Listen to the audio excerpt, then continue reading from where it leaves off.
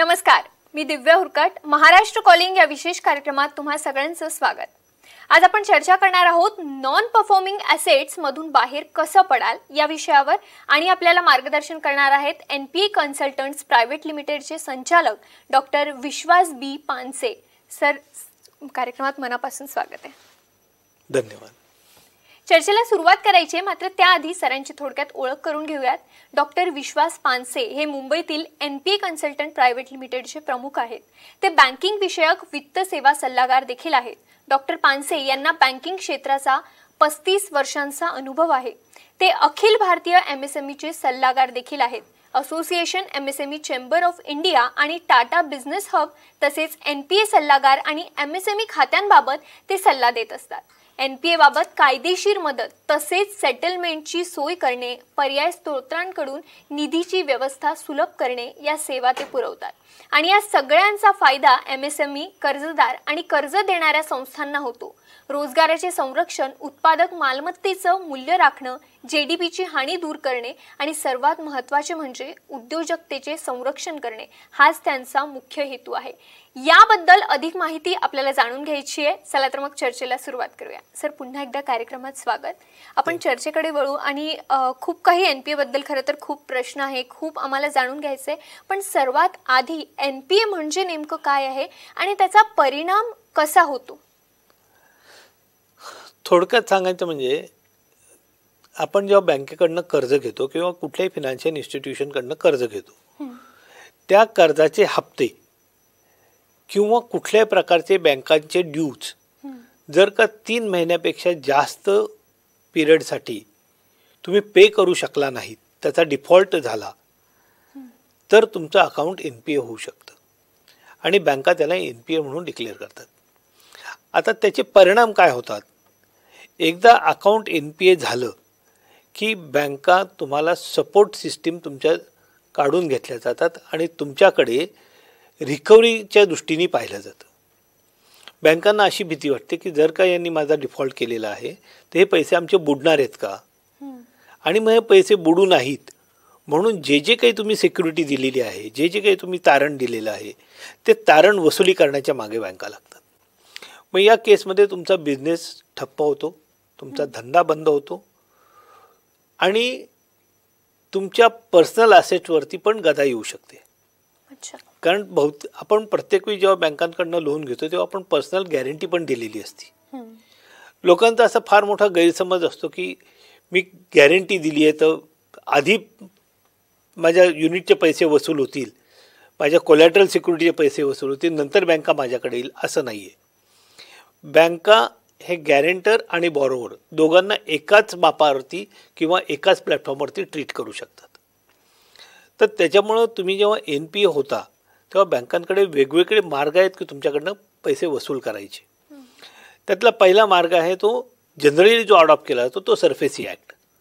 SARFAESI act खाली बँकांनी पहिली नोटीस दिल्यानंतर, ज्याला आम्ही 13(2) नोटीस म्हणतो, 13(2) नोटीस दिल्यानंतर साधारणतः 140 ते 160 दिवसामध्ये बँका तुमचं फोर्सफुल फिजिकल पोझेशन घेऊ शकतात, ज्या ॲसेट तुम्ही मॉर्गेज केल्या त्या. दुसरा ॲक्ट आहे तो RDDB ॲक्ट. त्याच्यामध्ये तुमच्या पर्सनल ॲसेट तर आहेत, तुमच्या बॉरोवरच्या ॲसेट तर आहेतच आहेत, याच्या व्यतिरिक्त पर्सनल ॲसेट्सवरती पण गदा येऊ शकते. तिसरा जो बँकांचा मार्ग आहे तो आता नवीन जो IBC आलेला आहे, ज्या कॉर्पोरेट्स आहेत, ज्यांनी प्रायव्हेट लिमिटेड कंपनी आहेत किंवा LLPs आहेत किंवा ज्या पब्लिक लिमिटेड कंपनी आहेत, त्यांना IBCचा मार्ग बँकांसाठी ओपन आहे. त्या मार्गाने सुद्धा बँका तुमची रिकव्हरी घेऊ शकतात. चौथा जो प्रकार आहे तो कोऑपरेटिव्ह बँकांसाठी आहे.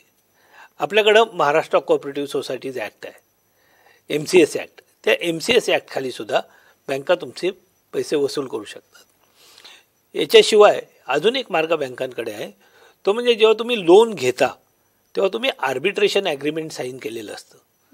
तर आर्बिट्रेशनच्या खालीसुद्धा बँका आर्बिट्रेशन चालू करून तुम्हाला लवकरात लवकर तुमच्याकडनं पैसे वसूल करतात. या सगळ्या कायद्यांचा पाठीमागचा हेतू हा आहे की मॅक्सिमायझेशन ऑफ रिअलायझेशन. जे बँकांचे पैसे अडकलेले आहेत त्याचं मॅक्सिमम रिअलायझेशन व्हावं.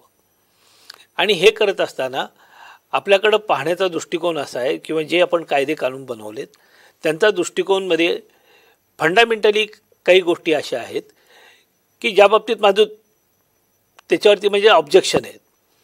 बेसिक ऑब्जेक्शन असं आहे की याच्यामध्ये असं गृहीत धरलेलं आहे की बॉरोवर हा चुकीचाच आहे, बॉरोवर हा चीटच आहे आणि बँका जे काही करतात ते सगळंच बरोबर आहे आणि या बेसिसवरती हे कायदे कानून बनवलेत. मला वाटतं याचा पुनर्विचार केला पाहिजे. बँकरला सुद्धा याच्यासाठी रिस्पॉन्सिबल ठेवलं पाहिजे. तर अशी जेव्हा वेळ येते तुमची की जेव्हा तुमचा बिझनेस बंद व्हायची पाळी येते तेव्हा तुम्ही त्याचे परिणाम किती सिरियस आहेत देशासाठी.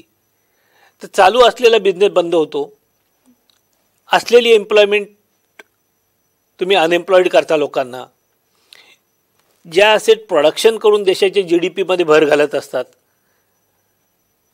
ते बंद होतं, ज्या बिझनेसमधनं देशाला टॅक्सेस मिळत असतात ते बंद होतात आणि मग हाच परत बिझनेस किंवा याच पद्धतीचं प्रोडक्शन जर का परत चालू, समजा एखादं प्रॉडक्ट आहे की जे इम्पोर्ट सबस्टिट्यूट आहे ते अकाउंट NPA झालं, तुम्ही ते अकाउंटच बंद करून टाकलं, तर ते इम्पोर्ट सबस्टिट्यूटचं तुमची प्रोडक्शन देशासाठी जी गरज आहे त्याचं काय करणार. मग परत तोच प्रोडक्शन जर का करायचं असेल तर नवीन युनिट जर उभं करायचं असेल तर त्याला काहीतरी वेळ लागेल, तो वेळही लागेल. त्याच्यासाठी आत्ता समजा ते युनिट 100 रुपयात उभं राहिले तर नवीन युनिट उभं करायला तुम्हाला 200 रुपये लागतील, 500 रुपये लागतील, जस्टेशन पिरियड लागेल, हा सगळ्याचा लॉस आहे. बरोबर. तर या सगळ्या गोष्टीचा विचार करून NPAचे जे कायदे कानून आहेत त्याच्याकडे पाहण्याचा दृष्टिकोन बदलला पाहिजे आणि जसा कायदे कानूनचा दृष्टिकोन बदलला पाहिजे तसं बँकरनी सुद्धा ज्या NPA युनिट आहेत त्यांच्याकडे पाहण्याचा दृष्टिकोन बदलला पाहिजे. आता थोडक्यात सर्वसामान्य माणसाला समजून सांगायचं झालं तर माणूस जेव्हा आजारी पडतो तेव्हा आपण त्याला काहीतरी ट्रीटमेंट देतो. खूप सिरियस असेल तर त्याला तुम्ही ICU मध्ये ठेवता, अजून काय असेल तर त्याचं ऑपरेशन करता. पण बिझनेस सिक झाला तर त्याला तुम्ही काय करता. त्याच्यासाठी कुठली हॉस्पिटल्स आहेत तुमच्याकडं, त्यासाठी कुठली रिहॅबिलिटेशन सेंटर्स आहेत. आम्ही एक गोष्ट विसरून जातो की एक युनिट बंद पडलं तर 100 लोकांच्या पोटावरती पाय पडतो. आता ही युनिट बंद पडण्याची कारणं 2 असू शकतात. एक कारण जो प्रमोटर आहे त्याचे इंटेन्शनच खराब आहे. असे जे प्रमोटर्स आहेत ज्यांची इंटेन्शनच खराब आहेत त्यांच्यावरती तुम्ही स्टर्नली ॲक्शन्स घ्या, पण ते युनिट बंद नका करू. ते युनिट दुसऱ्या कोणाच्या तरी कॉम्पिटंट हातामध्ये सोपवा. माझं अगदी स्पष्ट मत आहे की एखादं बिझनेस युनिट, जसं एखादा माणूस जन्माला येतो त्याच्या मरणाची जबाबदारी, समजा त्याचा मृत्यू झाला आणि त्याला जर कोणी जबाबदार असेल तर त्याला तुम्ही शिक्षा देता. बरोबर. एखादा बिझनेस मरतो त्याला कोण जबाबदार, तो माणूस, बिझनेसमॅन. आणि नुसता बिझनेस नाही मरत. तुम्ही जरा अजून पुढचा विचार करा की आपल्या देशामध्ये 95% ऑफ आवर पॉप्युलेशन हे जॉब सीकर आहे. आपल्याकडं मुलगा जन्माला आल्यापासून त्याला शैक्षणिकदृष्ट्या असं तयार करायचा प्रकार असतो की तो जितका 20-22 वर्ष त्याच्यावरती एकच संस्कार होतात की बेटा चांगले मार्क्स मिळव, मेरिटमध्ये ये आणि कॅम्पस इंटरव्ह्यूमध्ये मल्टीनॅशनलला सिलेक्ट हो. म्हणजे आम्ही संपूर्ण देशामध्ये आम्ही स्लेव्हरी मेंटॅलिटी जन्माला घालतोय. 20-22 वर्ष, 25 वर्ष आम्ही आमच्या पॉप्युलेशनवरती स्लेव्हरी मेंटॅलिटीचे संस्कार करतो. 5% लोक धंदा करायचा प्रयत्न करतात आणि हे 5% लोक जे धंदा करतात, जेव्हा त्यांच्या धंद्यात अडचण येते त्या अडचणीत त्यांना मदत न करता तुम्ही जर त्यांना एलिमिनेट करायला लागला, तुम्ही त्यांचा धंदा मारायला लागलात तर पुढच्या जनरेशनला काय त्याच्यातनं संदेश मिळणार आहे. मुलगा जेव्हा वडिलांना पाहतो की ते किती स्ट्रगल करतायत धंद्यामध्ये आणि बँकांचं होणारे त्यांच्यावरती होणारे एक प्रकारचे अत्याचार आहेत. तेच पाहत असताना मुलाला असं वाटतं की मी परत धंद्यात पडू नये, आणि बापालाही असं वाटतं की मुलांनी धंद्यात येऊ नये. बरोबर. मग आपल्या देशामध्ये उद्योजकता कशी निर्माण होईल? एक ईस्ट इंडिया कंपनी आली, तिने आपल्यावरती 200 वर्ष 150 वर्ष राज्य केलं. आज आपण संपूर्ण देश स्लेव्ह बनवतोय, मेंटॅलिटी स्लेव्हरी बनवतोय.